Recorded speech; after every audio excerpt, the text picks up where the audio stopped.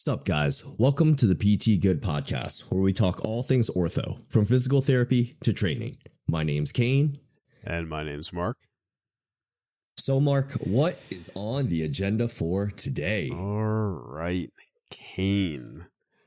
Today we are going to talk about people with radiculopathies who demonstrate symptoms that are unresponsive to PT intervention.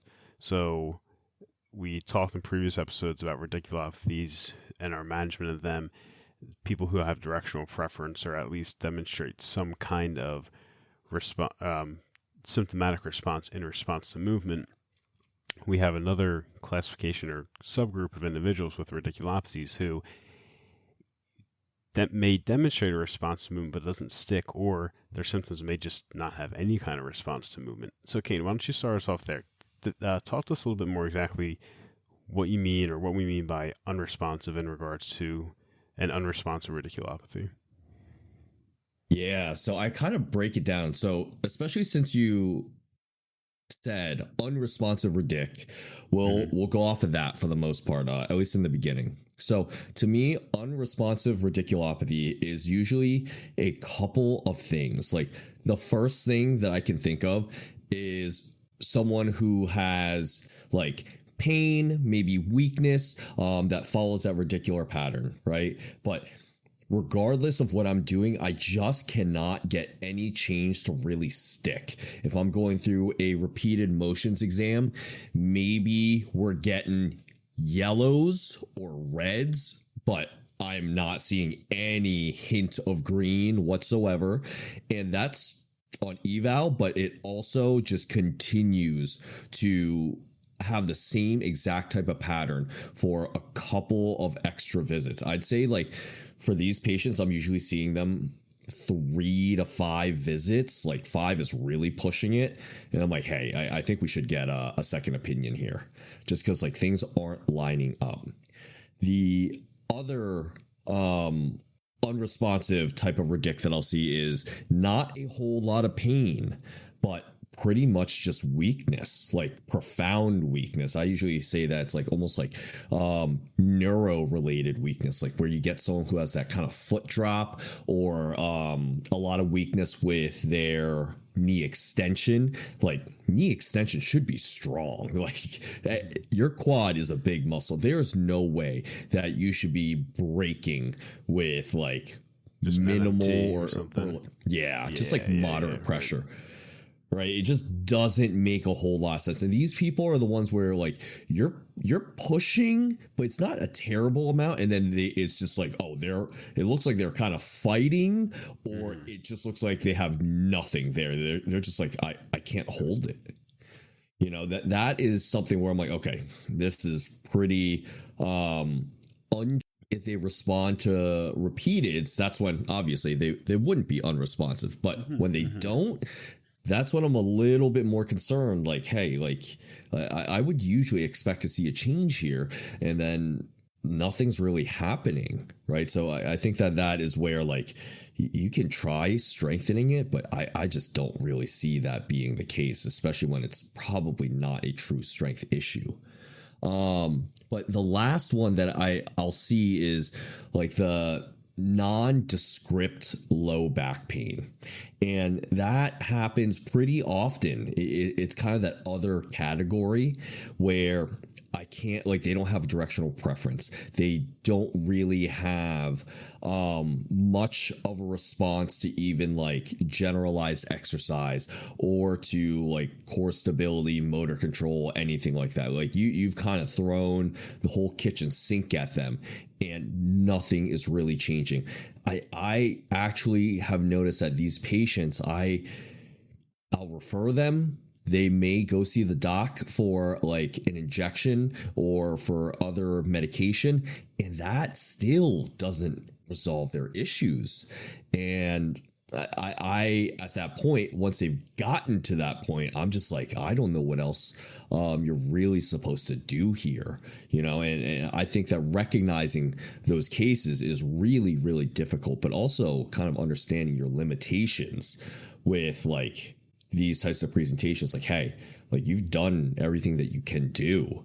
That coming to that conclusion was very difficult for me. And does that presentation with the primary complaint of the back pain have radicular pain as well? The last example that I gave, yeah, they usually will not have radicular pain. They just have like, it's not even like spinal pain. It's just like pain in their erectors. Like you would think that it would be maybe motor control or like a deconditioning of some sort, and it just doesn't improve. I've definitely seen it happen quite a few times, more often than I would like. But yeah, these people are definitely out there, and it makes treating them very difficult because sometimes you're just like, I don't know what else I'm supposed to do here. Like you've literally tried all the things that you normally wouldn't try, and still you're just getting nothing. But yeah, I find that these patients are really difficult because they have, like, you're gonna get some stubborn presentations for Radic, right? Like there are some where it's like it takes time for them to respond, but you're getting some like hints of green lights, you're getting some positive feedback. It might not be like the profound changes we're typically looking for. It's enough to keep you interested, right? It's kind of teasing you. It's like, it's here, come get me. Yeah. Oh man, those patients, carrot on the stick, tough. Yeah. They are so tough because, oh man, like you're just like, I know it's mechanical. I know I can fix this. And you try everything and nothing works. And it's just like, please, for the love of God. But I've noticed that for those patients in particular, if they have some semblance of a mechanical response, these are the patients that respond really well to injection, because it's like once they get that to calm down, you reclassify them and they're just like, oh my God, I feel so much better. Sometimes the injection alone gets rid of the majority of their symptoms and then you resolve it. But sometimes when they get the injection, they're like, I feel better, but it's still there. But that's still there are symptoms that you can work with now. I think that's so important to kind of be able to tease out, figure out which presentation you're like, oh no, like this is something we need another opinion on, like fast, and others where we're like, okay, this is like, we've seen this before, we know how to work with it, this is what I'm kind of expecting. But the other presentation that I'm thinking of is something that's considered to be mechanically inconclusive. So these are patients that are typically going to have variability in their presentation. It's like, yeah, it gets better, but it doesn't stick ever. You run through all the force progressions to be able to flush that out, because usually it's like, if it's getting better but not sticking, you progress force, you progress volume, frequency, time, whatever it is, and it's going to get there. But for these patients, it's like, you do it doesn't stick, and then you try another intervention. Just maybe it works one day, doesn't work the other day. It's just not a consistent response. These are also the people where I'm like, oh man, this is like, you think it's mechanical, and it's just not. And I've only had a handful of patients like these. Some of them respond to injections, others not at all. Have you seen, or do you have any other presentation type that kind of falls under the unresponsive category for you? Not really. I typically see more so I probably see less of the unresponsive and more so the inconclusive, where it's like, you said, people who maybe they demonstrate improvement in symptoms but doesn't remain better, or maybe it gets worse but doesn't remain worse. It's kind of like there's something there. There's something going on. There's some, like you said, inconsistent response to movement, and it's kind of going to be a little bit tricky to guide those patients because there's not like a ton they're giving you. There's not like a set pattern. I think we'll talk a little bit more about this later. I think injections usually like a good route in that regard. Sometimes the presentation I'll see with this is the people who have like a large amount of pain that presents in a radicular pattern, and it still fits that unresponsive category. And those people have a couple different routes. Sometimes they can wait it out, and it's a hard sell, but usually prognostically, if they wait it out for 2-ish months, it starts to settle down. But still, in the meantime, there's not a lot you can offer them. But other than that, yeah, I mean, like I said, it's either people who we're not getting a change, or you're getting a small change that doesn't last, right? And when we say it doesn't last, we mean it's not enough that you can say the person has directional preference. It's not that long-lasting, definite change that the person can go home and self-manage. But yeah, other than that, I don't really see anything too much different presentation-wise, apart from what you had already described. So what about? Yeah, sorry. I do think that like for some of those patients, like we may not be getting that profound change that we're looking for with a directional preference, but if you're getting some symptom change that's sticking, that to me I wouldn't write off as unresponsive or inconclusive, because they're still getting something. Maybe they're just a slower responder, right? Maybe it truly is something that is like deconditioning or anything along the lines of that we do know take a longer time to respond with. But what Mark and I are saying are like, these are people where it's like you cannot really change their symptoms. And I've had some patients where it's like I can't make them worse, really. And that is like a very interesting presentation. And others where it's like everything is worse. Like, I don't even mean like they come in and they're like, oh yeah, we're fine. Then you move them and it hurt. They're just like, I remember this one patient in particular, just like in tears the entire eval. I couldn't move her. I was like, hey, I don't think I can do anything here. It just doesn't make sense. Like this is not adding up that you're in like this disproportionate amount of pain, right? I can't do anything with her. And so that's where I'm like, okay, this definitely seems a little funky. But I think that a presentation like that kind of brings us into our next topic, which we've discussed previously, but just to run through a quick list.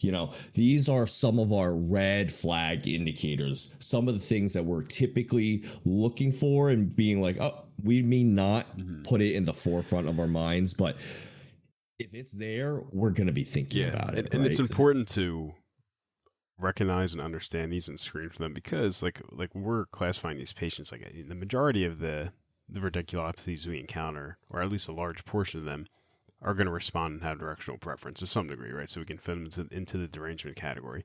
And then, we have the other category, which is probably going to be our next stop. And then if we're thinking it's like an unresponsive type thing, we want to make sure that this is the correct categorization, and the red flag screening and safety is part of that classification process. So, Kane, what are some things you're looking for? I think especially for low back, or like, I think, let me put it this way. We know most of the common red flag symptoms, right? Like the unexplained weight loss, history of cancer, bowel and bladder changes, stuff like that, right? I think the big ones that kind of jump out at me are maybe like a myelopathy cluster. I think that is definitely something to consider for this, right? So for people who are not super familiar, there is a myelopathy cluster. So it is an ataxic gait, positive Hoffman sign, positive inverted supinator sign, positive Babinski, and their age being greater than 45. I think that is something to definitely keep in the back of your mind, just in case things are going to look funky, right? Like you're just like, oh no, you're going to get some weird weakness issues coming in with this. You're probably going to see, you may see some clonus or anything along the lines of that, altered reflexes. But yeah, I think that is definitely something to keep in the back of your mind. But the other presentations that I'm like, oh, this is kind of fishy, right? And that's where we talked about previously the type of like neurological weakness, that profound weakness. And that could be with or without pain. But I think like the big thing is kind of determining whether or not it's continuing to progress, right? Like, is that weakness getting worse and worse? Or is this something that is kind of maintaining and staying? I don't know if you consider those presentations different, Mark, but like, what's your thought process when you find one of those two? No, I certainly do. Like the patient who comes in and their dorsiflexion is maybe like a 3+ out of 5, and it matches with the pattern of the radicular pain they have, versus the patient who comes in with like no pain, but like a full-blown foot drop of insidious onset, and it's almost like unexplained at that point, and they've had it for a while, and it's, they're still like a 0 out of 5. They don't have foot clearance, compared to the previous presentation, maybe they come in at like a 3+, and maybe they tell you, oh, actually, like, I feel like each day I get a little bit more strength, or week by week it improves. To me, those presentations are completely different, where the second person that has just a 0 out of 5, no strength in this myotome, it's just kind of like, all right, and they are unresponsive to the movement, in that we're not demonstrating a change within session in terms of their strength with the movement. To me, at least what I've seen prognostically, it's not something that seems to be able to be managed with PT, versus the person who's kind of maybe gradually improving already, that nerve's healing on its own, and we can kind of do things to see if there's anything we can do to facilitate that continued healing, right? So you talked about this in the beginning of the episode, where you talked about an onset of weakness, like extreme weakness. I think that's the word you use. And it's just kind of like, that to me, it's just like the nerve root. There's something going on. Maybe it's like, is it compressive or not? I don't know, but there's something that is affecting that to the degree where there's just nothing going to those muscles. And like, at least I haven't really seen it where, it just comes back to life with movement. To me, it's just, it needs something else or further evaluation.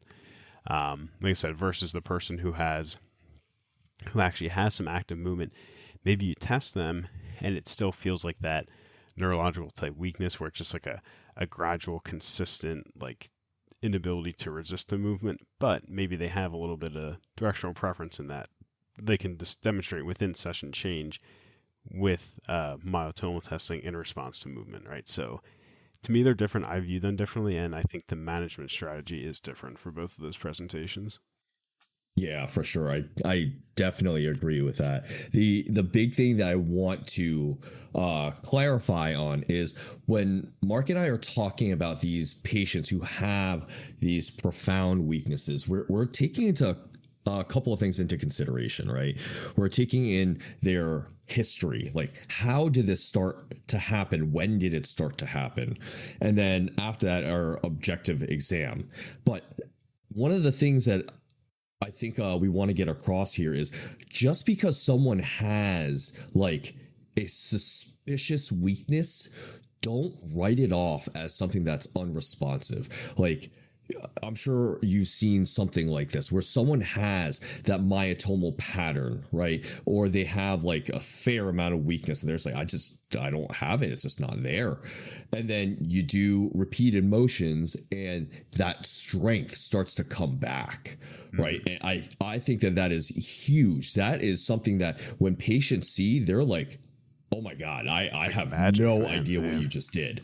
Like, I couldn't do this for months, and then it's back, right? So these are the patients that are actually responsive. Please do not write these patients off as someone who is unresponsive. Yeah. These patients, they definitely have a directional preference. You need to hit that if you want to address what their deficits are. But the ones that Mark and I are talking about for this episode are the ones where you've done all of that, and they are just like, you just don't see any meaningful changes happening. Yeah, and that's where you kind of refer. Yeah, and these people who have the weakness are typically not inhibited due to pain, right? It's just like they just don't have any strength, right? So it's not something where it's like, and we're not, at this point, we're not thinking it's specific enough in like a myotomal pattern, or we're not thinking like a muscle tear or something, especially like we talked about, you're using dorsiflexion as like an example, like, I don't know, you rupture your tibialis anterior, you know what I mean? It's like, it's something that's like pattern wise, subjectively, it makes sense. It adds up, and it's something that needs to be addressed further. Versus someone who comes in and I can't lift my arm because it hurts. That's not what we're talking about. We're talking about like true myotomal neurological weakness. That's not inhibition due to pain. Yeah, like you'll know, because like for the patients who have foot drop, right? Like for the most part, you're gonna check it, and that sucker should not move. Yeah. Like there's just like if someone is truly healthy and I could sit on their ankle and that thing's not moving, right? Tib anterior is so strong. Dorsiflexion is so strong. But for a lot of these patients, you'll notice like the ones that have this, they'll vary. Like you'll get some sort of a drop, and then when you see a true foot drop, it's just like there's nothing there. They just get no contraction. And that is like such a weird thing to see from like this specific myotome, because it tends to be very strong. So it's one of those things where when you come across it, you'll definitely start to be like, oh, this is not what it normally should be. And so that should definitely start to ring a couple of bells for you to be like, oh, I should be a little bit more alert. I should test a couple more things and see where we're at, and then kind of start to reformulate like what that clinical picture is going to look like for your patient. Now, I did discuss this a little bit previously, but Mark, can you give us a little bit more insight for if you've had a patient like this? Like I think I've had like 3 or 4. But these are patients who have unrelenting pain, patients who are just unfit for PT, right? Like you can't change anything. They're just like they're just on fire, like a really, really high. I don't even know if you can call it high irritability. I've seen some of these patients. I'm like, they're the 11 out of 10s, right?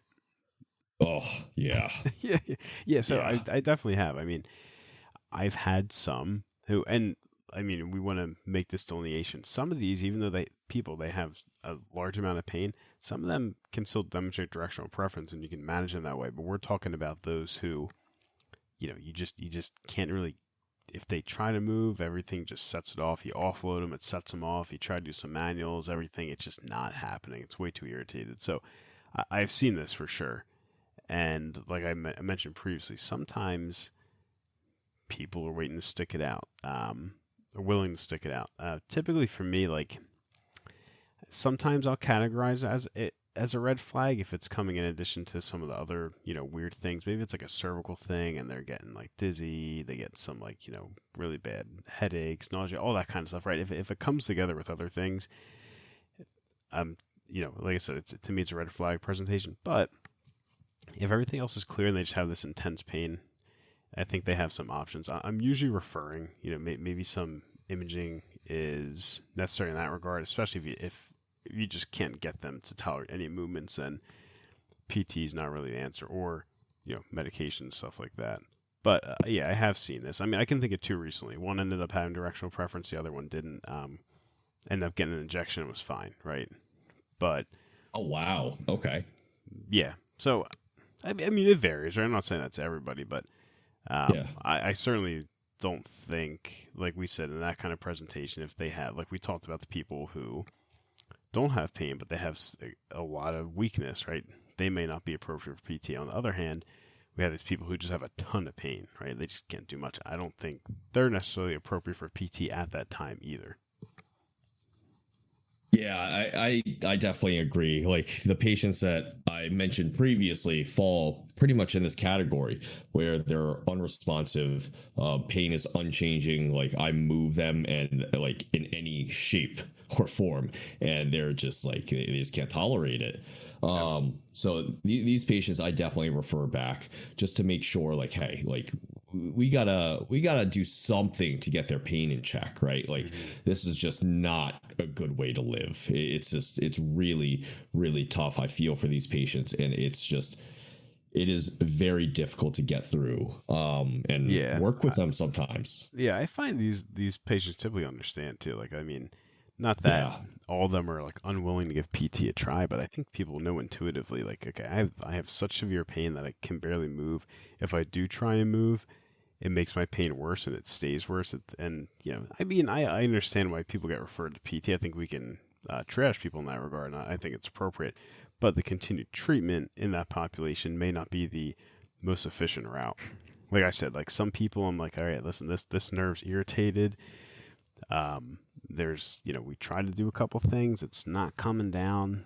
You have some options. You can get referred, maybe get you an injection within a couple weeks, hopefully, or you can wait it out for 6 to 8 weeks, see how that calms down. Typically, maybe not typically, but I've had a handful of people who have waited out like that, and it just seems to calm down on its own. Maybe you see them every like 2 or 3 weeks just to check in, make sure, just to see where they're at. And then when they're ready, you can begin to assess them mechanically once that radicular type pain is settled down.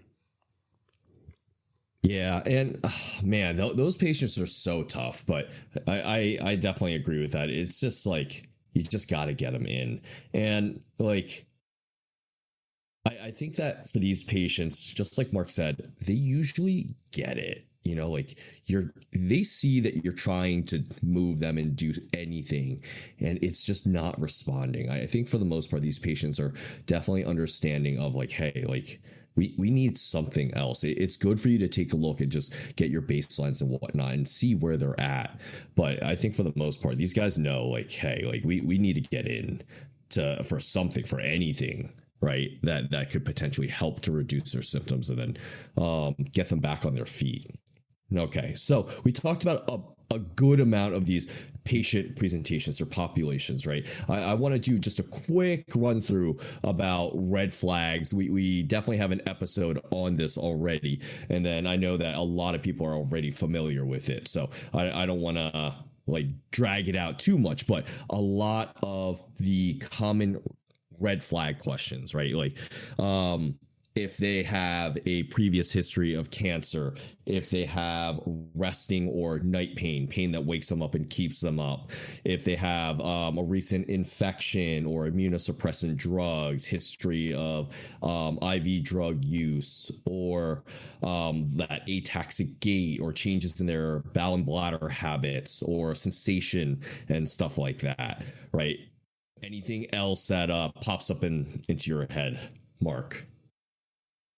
No, not really. I mean, those are the big ticket items, right? So, I mean, if you see any of that kind of stuff, like we talked about, a very small percentage of your radiculopathies are going to be this presentation, but we want to make sure that if we're going to approach it in the way that we're going to describe soon, that it fits, right? Similar to when you screen for red flags when you have anyone come in, like if any of that stuff's present, you got to keep in your mind, and especially if you've gone through and your movement screen and repeated movements and you're not finding, and you've done your whatever other kind of treatments you've tried and it's not responsive, I think it's time to just revisit those red flags, just to screen again and make sure that it still fits a presentation that can be addressed with PT. All right, so we've covered red flags. We've covered different unresponsive presentations. Now it's time to get into the meat and potatoes of today's episode. I'm hungry. This is gonna be a fun one. All right, so this is where we start to determine whether or not someone is mechanically unresponsive. I think that this is so much fun because there are plenty of people that come in, they see a PT, the PT's like, nothing's working, and then there's like, I'm done. They give them core stay, like put them on the bike, they send them to the doc, and that's kind of it. You kind of hung up the gloves real quick, and you're just like, they're getting the standard care. Like it's just not happening, right? So how do you go about figuring out that someone is truly mechanically unresponsive? Because I've seen some of these patients before, and then if I see them and I'm like, hey, this does not sound like it, and I move them a few times and they end up being mechanically responsive, it makes me want to lose my mind. Like, how did you not get to this? right? So Yeah, what yeah, yeah. what are some of the things that you do to help you be able to tease this out a little bit better instead of just quickly writing some a patient off as they're just not going to get better. Yeah, so let's take a scenario in which we've gone a couple of visits with someone, they have a radiculopathy, we've done repeated movements, there's maybe a small response or doesn't stick, or maybe there's no response. If we're not getting any response movement within a session, maybe this approach is maybe less likely to work. I just think prognostically, I said, if there's no effect with every movement, prognostically, it's not as good, and it definitely changes the treatment approach. But in our patients that have maybe their symptoms decrease but don't stay better, or they increase but don't stay worse, I think we can take an approach in that we want to really make sure that it's not a derangement we're missing, right? So make sure all planes of movement are exhausted, all movements are getting to end range. If, let's say, you're getting like a response within the session, it's just not continuous sticking, you're making sure that the patient has been diligent about their exercises, they're following any kind of recommendations you've made in regards to posture, avoiding aggravating positions or activities, things like that. And then we're being very precise in follow-up appointments about asking those questions, making sure that they have been following through with the program and they understand they've been doing their exercises. And if it's still not sticking past that, then we can begin to maybe think this person is classified as like a inconclusive or unresponsive, right? So I think that first step is crucial, because some derangements, like, they just need, they need a little bit more TLC, a little bit more time and care to be, we'll say, exposed, and then they begin to respond quickly, right? So we just want to make sure we're not missing something that's going to respond rapidly and quickly, and maybe just need a little bit more time, a little bit more repetition, things like that. So that is the first step I take. And I would encourage people, let's say you go a couple sessions and you feel like it's not making sense, it's not adding up, I would just take a step back, almost like as if you haven't met the person again, and almost do like a new eval. And then if you come to the same conclusion, your provisional classification ends up being the same, then you can begin to move on to the next step in terms of addressing this inconclusive or unresponsive presentation. All right, so Mark, you said a couple of things that I definitely want to highlight and kind of ask a couple of other questions, right? Yeah, so this may be something that we have a difference in like time frames on, but the two big things were, you said, flushing out and exhausting all the planes for a mechanical exam. And I know that not everyone is experienced with MDT and like a full mechanical exam in the force progression in the various planes, right? But how long does it typically take for you to fully rule everything out when it comes to something like this? Yeah, I mean, I would say minimum 3 visits, right? So let's say evaluation, you're starting with like a movement. Typically, it's going to be a sagittal plane movement. You start with that. The follow-up, they're no better. You recheck that same movement, and maybe the response is different or the same. You progress forces. Maybe you send them home with that movement, and then they come back. Maybe they're the same again. You've exhausted that plane of sagittal. Maybe you go the other direction, depending on your effect there.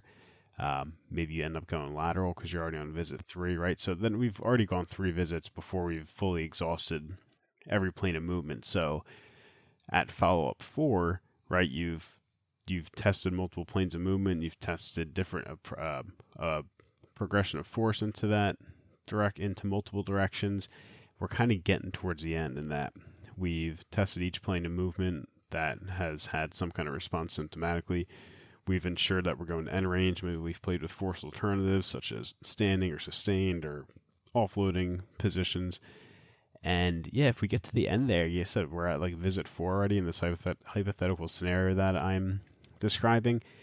Yeah, I mean, I think we're kind of there, right? So like the standard recommendation is you're knowing what your operational classification is by within 3 to 5 visits, right? So I just, that scenario I described there, you're at visit 4, right? So that's usually what it can take. Now, some people might jump to a conclusion quicker just based they're better and when it comes to pattern recognition and things like that. But I think if you're starting with the kind of stuff, if you really want to be thorough, if you really want to test all these movements and you want to give it enough time, as long as you have good justification to continue this movement and send them home with it, it's going to take at least a handful of visits, right? Me personally, to me, it's like 2 to 4 visits, right? But like I said, that first step, if you really want to make sure it's like a inconclusive, like or unresponsive, and nothing's changing, like you have to. It takes some time, right? But I think it's better to maybe take a couple visits up front to test this and make sure you're not missing anything versus you miss a slowly responding, derangement, and then the person takes a lot longer to improve.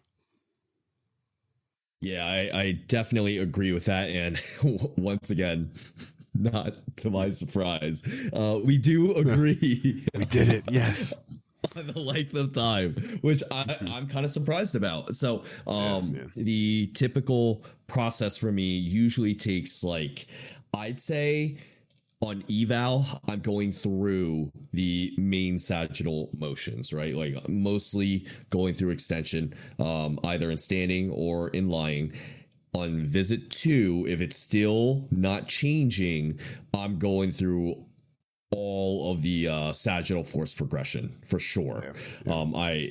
I'm probably going to go lateral as well too if I'm not seeing any changes at that point. Visit 3, I am for sure exhausting all of the strange, or I don't want to say strange, but like the less common types of interventions. Sure. Yeah, like the sustained or maybe flexion rotation or anything along the lines of that, where it's just like, I think this is just, it's starting to not seem mechanical. And that's where I might go side glide, like pure side glide, just to see if things are going to have any sort of effect, right? So I think I go through majority of my mechanical exam if they're truly not giving me any real symptom presentation, 3 to 4 visits. At visit 5, I am throwing the kitchen sink at them. I'm trying everything. I'm trying soft tissue. I'm trying motor control, like anything that I can do to clear up their symptoms, right? And at that point, you're going to have an idea. Is it mechanically responsive by visit 5? Yes or no. And then if they don't respond like that, that's when, like I said, I do everything that I can. And then you still have to give that time to see if your intervention works out. Yeah. Right? Which kind of. Go ahead. Well, so you said you throw, I know you said, I know you're using this kind of figure of speech, throw, kitchen sink at it. Where do you've gone through, you've exhausted repeated movements, you're not getting a response that sticks, or you're not getting a response at all. Like, I think this brings us to, where we're going next in this episode, in this discussion. Is there a certain treatment method or strategy that you will start with or prioritize after you've exhausted your repeated movements and found that it hasn't been responsive? Yeah, for the most part, what I do is after the repeated motions testing is like unfruitful, right? Nothing has changed. I'm not collecting any meaningful data, right? The rest, I am looking for impairment identification and treating that, right? Like if I am still able to find deficits that I can improve on that may improve on their symptom presentation, that's awesome, right? Like we that's what we have to go off of. The other things that I'm usually going to look for is like their control. Like are they actually able to stabilize? Is it making a difference when they brace? Like that, I think is pretty quick and easy to check. So like if you miss that and then you hit that like on visit 5 and you get your answer, awesome. Now you know what they needed, right? But that's typically what I'm looking for. The order of operations for me is usually going to be impairment identification, figuring out where I need to go next. If I'm really stumped and I'm not finding a whole lot, then I'll usually go and see if manuals will change their symptoms, if soft tissue work will change any of their symptoms. And then after that, I will move on to generalized exercise like aerobic exercise, core stability, motor control exercises, stuff like that, just to keep them moving and going. But like I said, that usually will take time. Yeah. So you go to things that you can still utilize the principle of test retest for first, right? So you're utilizing that principle with repeated movements. You found it wasn't responsive. Then you're moving to some of your manual soft tissue. You talked about, bracing, stabilization, seeing if that helps, right? So again, like you're looking to see if you can make a change with, I guess, a different kind of approach. Yeah, but usually still looking to see, can I get a symptomatic response within session? Right. I know the last thing that I give them, aerobic exercise and generalized exercise, like those things, like core stability, those are all going to take an extensive amount of time compared to what I'm looking for. Can still be effective interventions when it comes to addressing this population. But like you said, it's not, I'm not expecting, here, go take a walk for 20 minutes, come back, oh, my legs feels a lot better, right? That's typically not what we're seeing. So yeah, why not take a look at the things that you said, like you said, have a chance to create a within session response before we move on to the more general things that are going to take longer. Absolutely.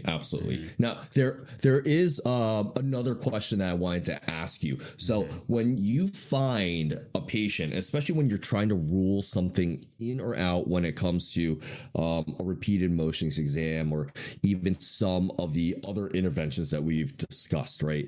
If you're getting a faint green light and you're like, okay, you've already figured this patient is mechanically inconclusive, like there's a lot of variability in their symptoms, how long are you testing that out for? Because that is one of the variables that you can control, is time, frequency, and the volume of that exposure to that intervention. So how long do you really give it before you're like, no, this is, we're chasing our tail around in circles here? I mean, maybe a couple days to a week, like a week at most, right? Like I had discussed prior, if let's just take an easy presentation. Maybe we're thinking posterior derangement, right? They have pain bending forward or the prolonged sitting.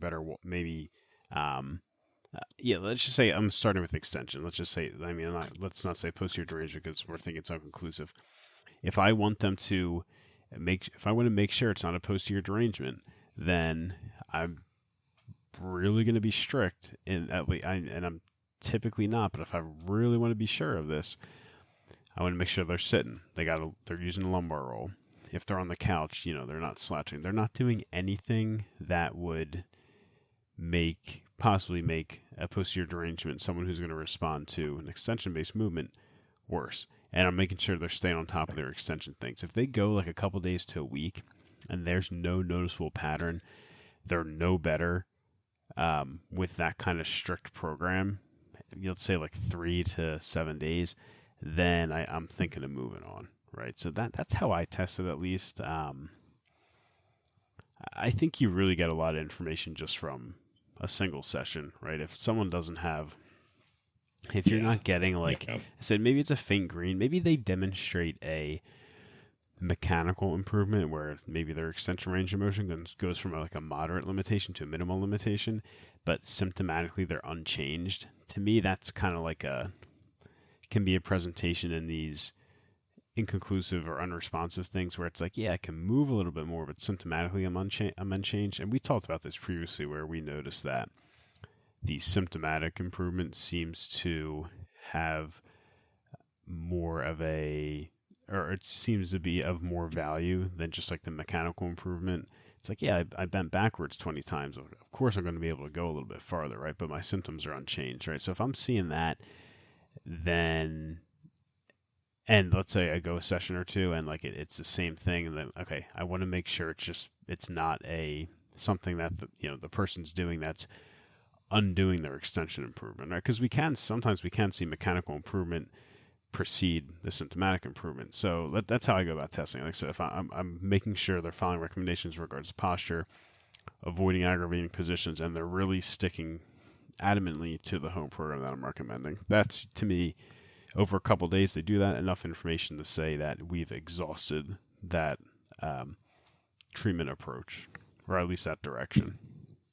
Yeah, I think that is probably one of the biggest things. And this is something I actually do for even patients who are a consistent responder, right? And this is making sure that you're controlling and exhausting all of your variables before you move on. So some of the variables that we have are force progression, the amount of time that we've given the person, the frequency that they're doing their exercise, the volume that they're doing, or the dosage that they're doing their exercise at, right? I think that's definitely all considerations to have. The other thing is making sure that your patient doesn't change anything in their routine. And this specifically goes for people who have something that's responsive, because you want to make sure that they're doing their normal thing. You added in one exercise and it's either changing and you know how it got better, or you know how it got worse, or you know that's staying the same, right? You haven't done anything else. You added the one thing. You've controlled all of your variables. Awesome. That's fantastic. Now adding in the next part that Mark said, which is if they're not responsive, having them do all these things that may be aggravating their symptoms further, and just making sure that they are taking in your recommendations as best as they can, because you just want to make sure that you're ruling out that potential for a misderangement or a directional preference. Like, that's the big thing, right? So making sure that you've actually controlled for and then exhausted all of your variables, I think, is the number one thing that you can do when it comes to determining whether or not someone is mechanically responsive. And then that kind of brings us into our next topic, which is seeing if they're going to respond to generalized exercise or core stability, right? Like we talked about like how long we would kind of give some of these patients when it comes to the different interventions that I would give, especially when it comes to manuals and stuff. I promise you, I am not going to be doing manuals on a patient for a month on end. Like, there's just no shot, right? I want to make sure that they feel better enough that we can start to move them and get them to do stuff again. But this is one of those things where I've cleared their red flags. Like, they're good in that regard. And then the other aspects are, okay, is it something that has a directional preference? Probably not. Like, I will say I do a pretty decent job of ruling that in or out. So just usually these patients do not have a directional preference. And then these patients are also pretty deconditioned as well too. I find that these are usually the patients that will respond best to generalized exercise. And there are others where I'm like, man, like I've gotten you moving, you're doing more, you're functional, you're stronger, things are progressing, but we're just not seeing a change in their symptoms. I've had these patients go get injections, go get medication, etc., and they're still not seeing that change.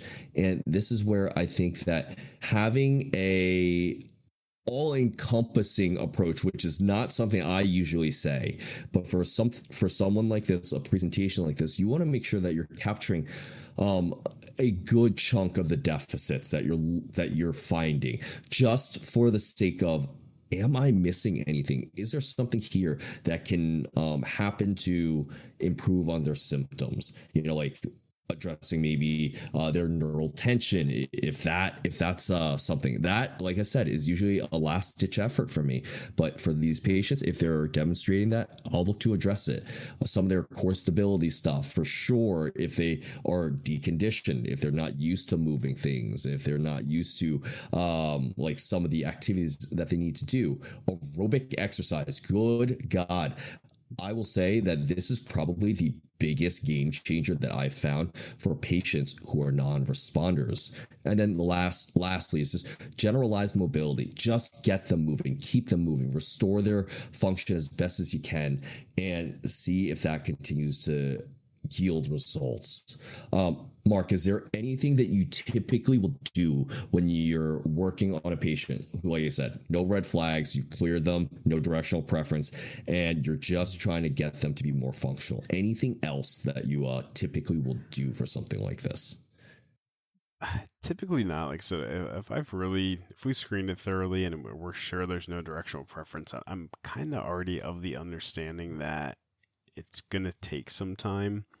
So I typically default to a more general approach in that I'm just going to have them do exercise for the area that's bothering them, right? So if we're talking like lumbar, then I'm going more of like that core, quote unquote core and hip exercise.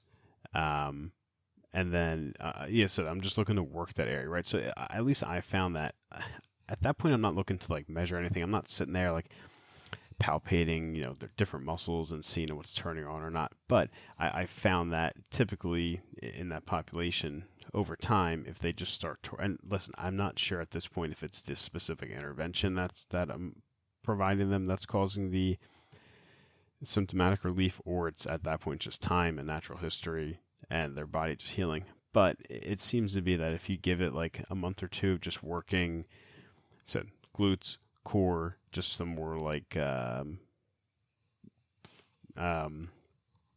general type of like lower body exercise combined with like aerobic exercise, and you just get them moving on a good program, that seems to benefit this population over time.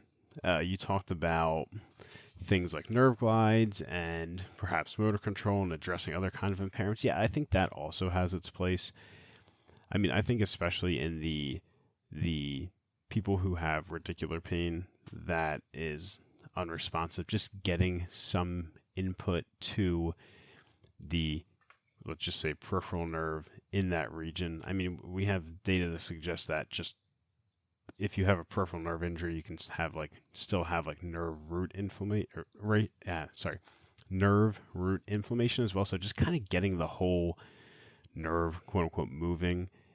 So some glides, tensioner, stuff like that, I think can be beneficial. I'll work it in sometimes, but my usually first step is just getting the person feeling more comfortable moving. I think that has a positive impact on the person mentally. I think it can influence their perception of pain, and that they can okay, hey, look, a week or two ago, I was doing this and it hurt, this much, and now I'm doing it and I have more weight and it doesn't hurt as bad, something like that. And then like you mentioned about addressing other kind of impairments, said nerve tensions, motor control, maybe like just general like mobility, I think is certainly beneficial, but it still becomes individualized at that point. So test retest is still appropriate depending on what you're addressing, and you're just kind of figuring out what works for the patient. But again, just to reiterate, the approach I generally take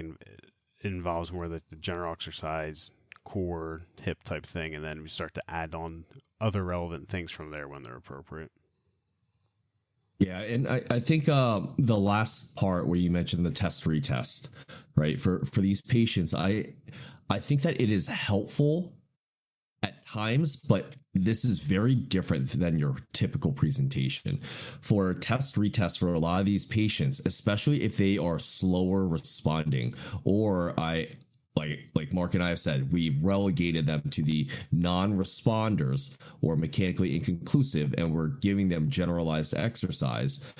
These are the people that I am not doing test retest every single session, let alone after every single movement, right? I think that is where patients can tend to hyperfixate on, why is he asking me if I'm getting better or not? Or why, are my symptoms supposed to be changing? Because they're not, right? So when it comes to, it can make them think they're not, it can almost, like you said, almost makes you think, the patient can think that, not that they're doing something wrong, but I must not be giving the right answer if this guy keeps asking me every single time I come in.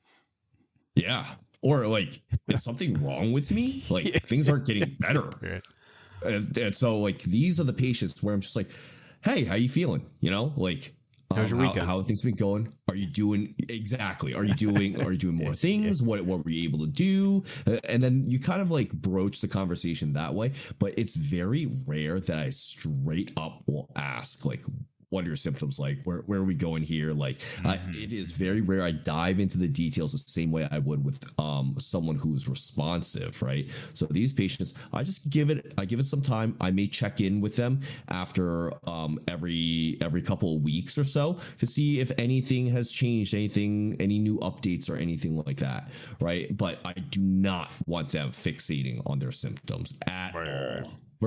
Versus the people who are responsive. I think I had this discussion with Mark previously, where it's like we want them to pay attention to their symptoms more, not necessarily fixate on them, but we want them to pay attention to give us more information and more details. We need to know how things are changing. We need to know these trends, because that is what is going to help us collect more data and make a better and more informed decision about where to go next and what we need to do, right? So one of the things that I wanted to talk about, which is it definitely plays a role in this patient population. It's not all of them, but it is a good chunk of them, which is determining yellow flags or patients who have chronic pain. Man, patients who have chronic pain or any like psychosocial stuff, when it comes to low back pain, oh man, it has been really, really tough to treat some of these patients, because they usually, I don't know how else to explain it, but they are definitely mechanically inconclusive. And it's almost like they manifest their symptoms from thinking about it so much or being so fearful of it. Like, I don't know how else to explain it. It's just how their presentation kind of pops up. What's your typical experience with a patient who has some of these like more significant yellow flags in regards to like low back pain or cervical issues or any radicular radicular presentations? I think if we're talking yellow flags and that, maybe they're hyper focused on like the results of imaging or like anatomy or like I heard, they're like, it's pinched and the doctor told me this. I think I do a pretty decent job of addressing that. If it's something yellow flag wise where it's like, they got a ton of stress at work or at home, or it's like a mental health type thing, or they like barely sleep, stuff like that, I don't feel like I'm as well equipped to address that kind of presentation. But if it's a yellow flag, I feel like I can address through education. I handle it up front, right? I kind of try and get it out of the way, especially if it's something where they're coming in and it's like about, I'm going to have this pain forever, or my family, it's in my genes and my whole family has a bad back, that kind of stuff that you see or hear. I think I do an okay job of addressing that. But if it's something yellow flag wise where it's more like a fear avoidance type thing, or it's like, every time I do this, it hurts and nothing makes it better, I will still go more that general exercise approach. And then I like this from Adrian Lau. He talks about like planting the seed and just kind of sprinkling in a little bit of like that pain education. Not like, you're sitting the person down and doing a whole class on it, but it's like, hey, like, remember when we talked about, it's okay if you feel your symptoms, but then, they shouldn't be worse afterwards. You shouldn't be able to do it. Well, last week you had the same amount of pain and you only walked 2 minutes. Today, you're in the clinic and you walked for 8 minutes and you had the same amount. So, you walked 4 times as much, and just within a week. And then just having them start to realize those kind of improvements, that if they've had the kind of pain and it's intense and it's been going on for a long time, they have trouble realizing the kind of improvement and the capacity that their body has to heal and improve, right? So I will, like I said, I'll sprinkle in education. If it's something that the person just has like a misunderstanding of what's going on, I address it up front. And if it's something where it's more of like that, like we talked about, like pain education or the fear avoidance type thing, some graded exposure, general exercise, and then education in addition to the exercise, it seems to work well. Yeah, I would definitely agree with the whole sprinkling in of the PNE talk, right? Mm-hmm. Yeah, I am not having a full blown lecture and giving them a presentation. It's just not how I typically practice, but I will usually encourage a lot of my patients the same way that Mark said, which is like making sure that they see their progress, that they are aware of these strategies to help mitigate some of their issues, especially if they're like pretty negative and they're just like, oh, I can't do this, I can't do that, instead of reframing it as, oh, you can do these things. Here are some of the things that you can do. Here's how you can problem solve and break down that tasks that you can't do into things that are more appropriate for them to do. Maybe it's like doing it in chunks or segments, right? I think that all these things are definitely helpful. But for these patients, I really, really get them moving. It's like they need to move, but finding out that fine line of doing too much and then just the right amount, like you got to know when and where you can push your patients for sure. So at what point do you, we've talked about ruling out derangement, ruling out, making sure directional preference isn't present when we are looking at this population. And now we spent a little bit of time talking about how we would, the kind of approaches we would take to address this population. At what point, like, let's say things are calming down and, they can move a little bit better. Do you find that it's important to go back and revisit your mechanical exam to reassess if there's, now that things are calmed down, maybe they could demonstrate directional preference? And if so, at what point do you do that? I am usually going to, it depends. I think the stock standard answer is going to be 6 to 8 weeks, right? But if you're noticing a significant change in their function and in their symptom presentation, maybe things have calmed down enough. Maybe like you got enough blood flow into the area, things are healing, you've given it enough time. I think these are all things that you should be able to identify as, hey, they are more responsive now than previously. We should start to reclassify them. And the term that Mark uses, I think is very helpful, which is your provisional classification. Sometimes people just are too irritable for you to really do a whole lot. So when they finally calm down, they have a chance of responding. And that is probably one of the coolest things that, to me, that you get to see, because you had them in a category where you couldn't do a whole lot. And then now they're finally at that point where they can respond the way that you would expect them to respond. Yeah. What about for you, Mark? Do you follow a different time frame? Is there something that you're typically looking for that is an indicator? Yeah, like I'm not sitting there and reassessing movement nearly as frequently as I would with someone who is demonstrating directional preference. But I'd say maybe every 4-ish visits, something like that. I'll just, hey, here, before we start, I just want to see how you're doing movement wise. Bend forward, do this, right? I'll just do the movement screen, and I'll take note of their symptomatic response and see if it's any different than when we did last time. And if I'm seeing that there's enough there where maybe it's different, and maybe I'll do a couple of repeated, just see what happens. Right? Hey, can you stand here, bend backwards like 10 times, if we start to see like some glimmers of directional preference, or maybe that derangement's becoming exposed, then I'll roll with it, right? So I think every 4 visits, 2-3 weeks, something like that. I think that's appropriate to just small when I say like reassess movement, I mean maybe it's taking a tops like 5 minutes, right? So it's not like a full on reevaluation or something like that. But I just want to make sure we're checking in and make sure as things are improving, calming down, that we are not missing anything. So that's definitely how I approach it. Yeah, I think for a lot of these patients too, when you're reassessing them, they're not gonna. You already know what their baselines are from eval and like your previously exhausted mechanical exam. So when you're reassessing these things, it does not take a whole lot of time. You're just checking to see what their motion's like. If their symptom response is any difference, that's going to tell you so much, like so quickly. Just like Mark said, 5 to 10 minutes, done. Like it really does not take a whole ton of time to be able to assess this and see if there's any appreciable change. Right. All right.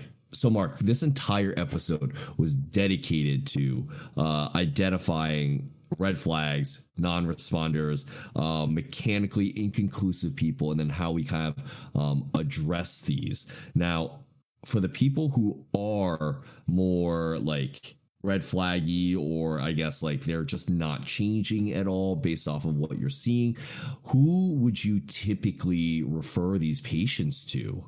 I think this is something that a lot of people kind of are like, oh, like, where are they supposed to go? And well, at least within the network that I work in, spine and pain is typically the first line referral, right? So especially if it's someone who's having it's in the name, spine pain. If they're having pain, radicular type pain, then that's where I'm sending them. If it's someone who has, like we talked about, that like myotomal weakness, that's like very weak, like foot drops, stuff like that. Typically, I'm sending them to either a neurologist or a neurosurgery, right, just to get that further evaluated. But in the majority of cases I see, where we have we have an inconclusive response, or it's not unresponsive, the referral I typically make is to spine and pain, right? So at least within a network that I'm in, they're typically going to recommend an MRI, and then the options from there are either medical management, both medication, or an injection, depending on the results of the MRI.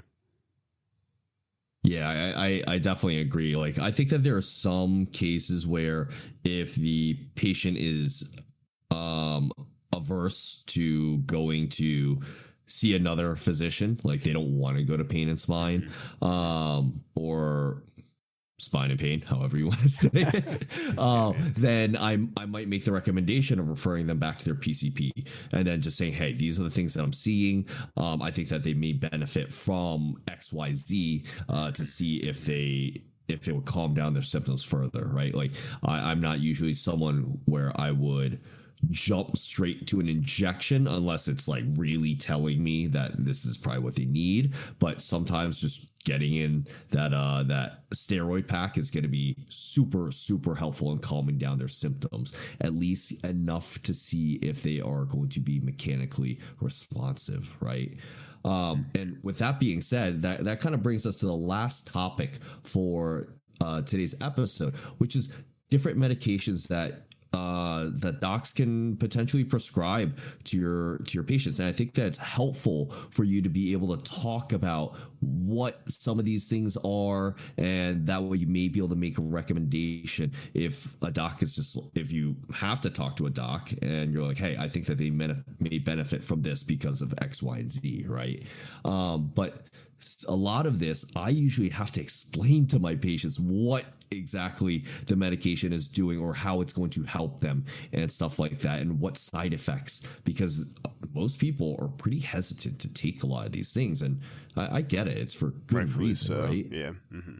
So some of the main heavy hitters that we're going to be talking about, I'm not going to go into too much nuance or detail, but just so everyone has like a brief introduction to some of these medications, are usually first line of defense for a lot of people are going to be a Medrol dose pack or prednisone, so a steroid of some sort.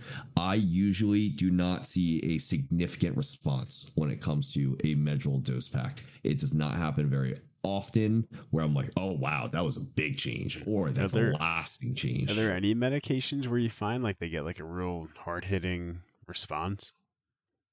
Prednisone, I usually do see a fair response with, like, where it's like, the thing is with prednisone, it's usually that they have a response, it's calmed down significantly, but then it comes back, is what I'm seeing.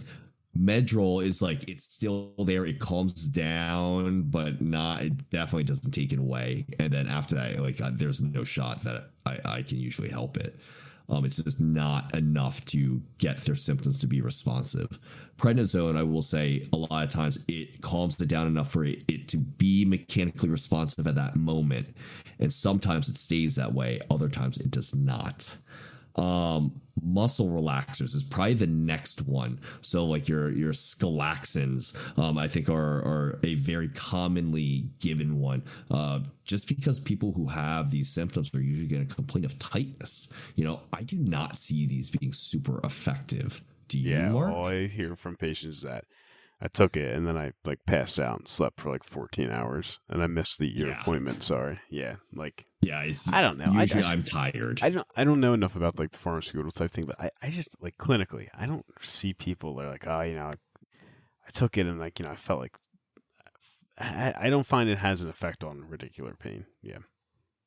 I think it's something that's just like, I think it's something that's just like prescribed and like, they're like, oh, like, I don't know. Maybe it's like prescribed out of like ignorance and because the people prescribing it don't really know like what the patient's experiencing.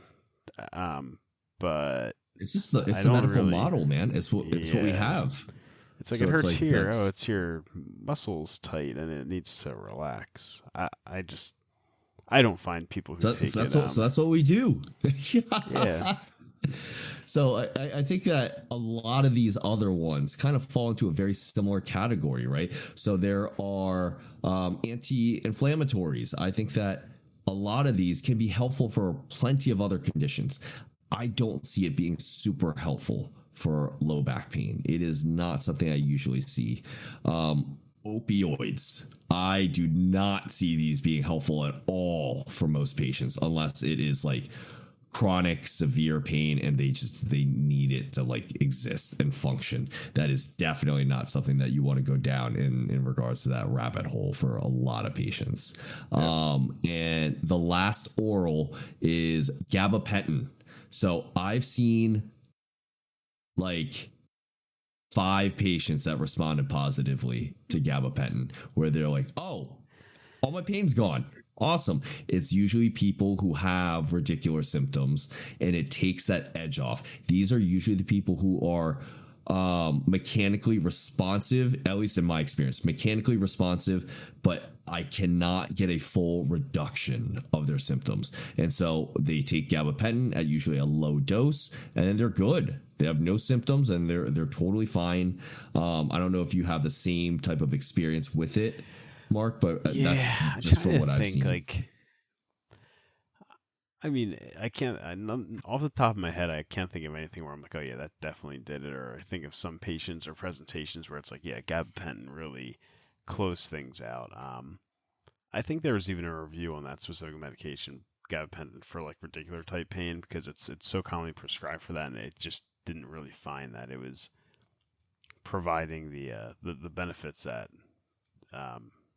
they thought they were, right? Also, it's just kind of like, I think, and you hinted at this, I think at least within clinically, to me, the short-term type medications like that, like the prednisone where you're taking it, maybe like a taper type thing, and it's like it gives you some release, lets the person move better, and then it gives you a bigger threshold for movement so that we can see if we can manage them better. Those are the ones that seem, at least in my practice, seem to have the like most usefulness, right? The ones that are like, gabapentin muscle relaxer, where it's like, you take this and like, you get like a 30-day, you get 30 days of it and you're just kind of taking in. The person's like, like it might like help a little. I'm just like, I don't know. I haven't found that those seem to play much of a role, but the ones where it's like people come in and they're really lit up and you just have them take some prednisone for a little bit, calms things down enough where they can move. That's what I find seems to have the most management for these radicular presentations.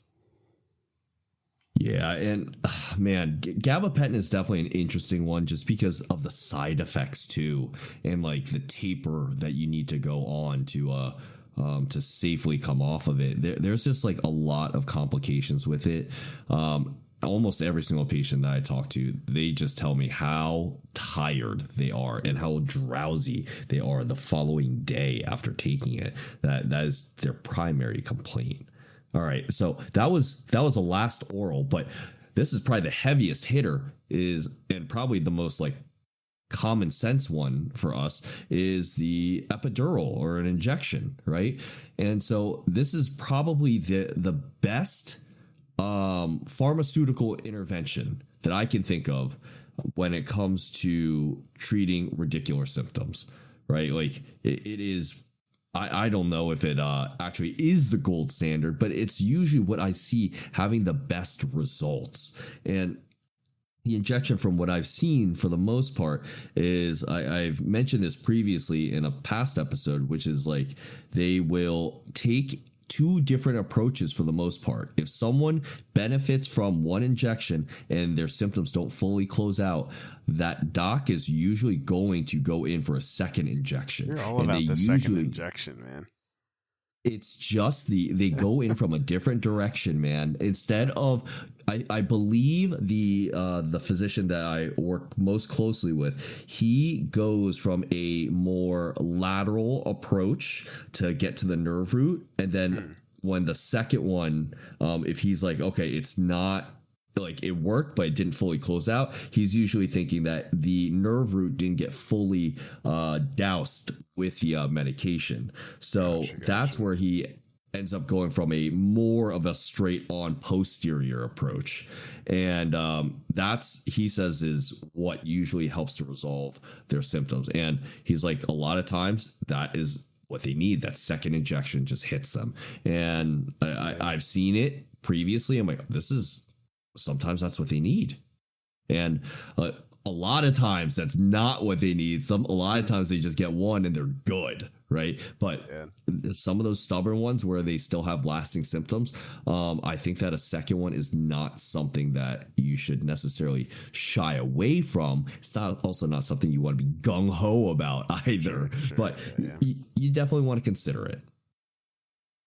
Yeah, I definitely think the injections have their place, right? Like, especially if the presentation fits. Someone just having intense pain, they've tried like a oral type thing, they didn't get lasting relief from it, and they're coming in and we're not finding that we're able to help them from a mechanical standpoint. Like I said, the referral I make is spine and pain. They do injections in combination with imaging, maybe medication that seems to work out as long as it's appropriate. And I want to emphasize too, we have data that the people who haven't demonstrated directional preference and then they go and get an injection and then they get reassessed after. I think it was like 60 some percent of these people after the injection, when they were previously weren't responding, demonstrated directional preference or centralization afterwards, right? So I think it's important that if you're going to use this, MDT approach, that sending people for an injection doesn't mean they're done being PT. Done PT, there is value in assessing them mechanically after they get the injection as well. All right, let's wrap it up. So we talked about radicular type pain that's been unresponsive, right? You want to make sure it's unresponsive. You want to make sure you're screening your red flags. Make sure you know what you have. When you've known that, you've completely ruled out derangement by moving them, taking at least a couple visits to move them into end range in all planes of movements. Then you can start to look at approaching different kinds of impairments, whether it's mobility, motor control, nerve tension. Kane and I find that just a generalized exercise, core stability, in addition to aerobic exercise, is also beneficial in this population. Sprinkling in your pain neuroscience education, your just general education about spine, radicular pain, addressing those kind of yellow flags as they pop up is necessary when it's appropriate.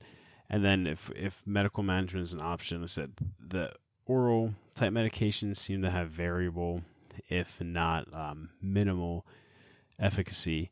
I think injection is beneficial when it's appropriate. So if you're finding that you're kind of getting stuck with someone, I think injection seems to have some benefit. But like I just said, reassessing them afterwards, a week or two after the injection, I think is part of the process in addressing this population as well. All right. Well, that concludes today's episode of the PT Good Podcast. We thank you for listening. Remember to leave us a like and subscribe to whatever platform you listen to us on. Hope you enjoyed. We'll see you on the next episode. Miss love you. Bye.